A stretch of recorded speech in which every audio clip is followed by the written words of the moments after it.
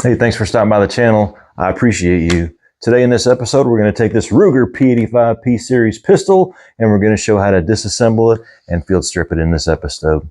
Let's get to it.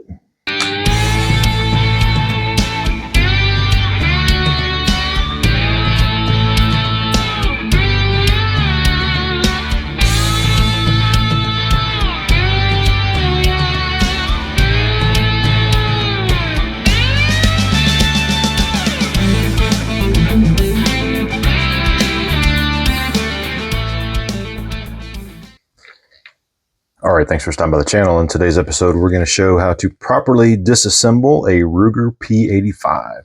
These pistols were made from 1987 through 1992, and this is a brick of a pistol coming in at about 2 pounds, but it was my first, and I love it. And I've broken it down many times, stripped it, cleaned it, and we're going to show how to do that today. Number two, the first thing that you need to do is make sure that your pistol is unloaded and you don't have anything that is going to go pow in your chamber. I say that's the number two thing you're going to do because as a responsible gun owner, you already checked when you got it out of the safe, right? Because that's how we roll as responsible gun owners. For this in particular pistol, this is going to be real simple to break down.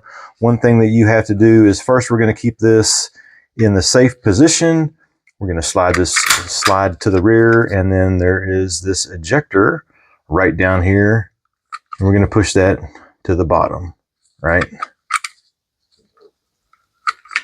Once that's down, we're going to push in this pin right here, and this will allow us to take out the slide stop, and we're going to pull that out, and that is our next step. So to do that, all you do is put a little bit of pressure on this slide in the bottom, and I'm going to push this to the rear until it can slide out. And then once you see that it's popped out like that, go ahead and pull out the whole thing, right? You're going to have about 1 inch of play right here. And then we're going to slowly let this go forward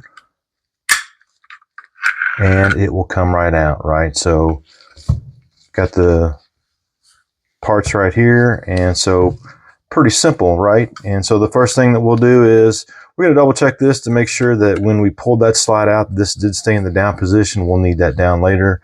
The next thing that we're going to do is we're going to take a look at how this is configured right now. So this is configured in the proper reassembly method, and how it looks is how it should look when you put it back together. One thing to note is when this guide rod and spring pushes against this round barrel link right here, you need to be able to see 100% of that circle right there. If you don't, you put it together wrong, because this barrel link can be slid to the rear and lay down here, or the barrel link can be slid to the front and lay down here. And if you try to put the spring in and the guide rod, it will not reassemble. So it's got to be in this position. If you don't have photographic memory, just grab your camera phone, take a picture of it just so you see what it looks like. But it's real simple to take apart. For this, we're going to take this guide rod and spring, and we're just going to take it out just like that, right? So we're going to refer to this as the skinny end, and this is the fat end, right, for obvious reasons. And then to take the barrel out, it's real simple. We're just going to slide it forward. It'll come out, and then we just pull it to the rear, and it comes right out just like that, right? And then these are the parts that if we were going to clean the pistol, these are the parts that we would need access to be able to clean it. Further disassembly for this particular pistol really shouldn't be done. It's in a position where you can adequately reach all the things that you need to for cleaning. We'll do that in another episode, so stay tuned for that. One thing that I do want to show you close up is right here, this top of the barrel where you have this barrel link, right? I call the barrel link. And so when you put this back together, you notice that this can be in the forward position, in the rear position. You want this as vertical as it will go, right? So just like that. So to get this back together, real simple. We're going to put this barrel in and then just let it slide to the front. And then we'll put it to the rear. Taking a look at this, you'll see that this barrel link again slides forward and backwards. You want to go ahead and leave it back, or try and leave it in the position it's going to be when you're properly assembling these guide rod and spring.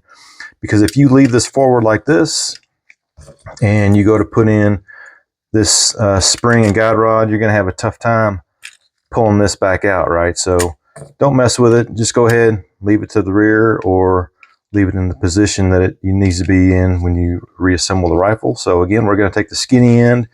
This is the part that's going to go against the barrel link. All you do is insert this guide rod right here, and then just compress the spring. And now that we've got this in the correct position here, you just let this rest right down in here, and you'll see that it's ready to go, right? So we're seeing that whole circle right there. Take a look at it. It looks just like it did when we took it apart. And then to put this back together, a couple things you want to do. Again, just make sure that this ejector is in a down position. If it's up like this, just put it back. Sometimes if you tap the rifle enough, or excuse me, tap the pistol enough, that will come off. Or if you tap it barely at all, that will come up and it'll be in that position. So make sure that it is in the down position. Just grab your slide, follow through, and then as we push the slide back across, we're just going to use pressure and push this pin right back in there. And there it's in, right? So we're going to lock this back, and you see that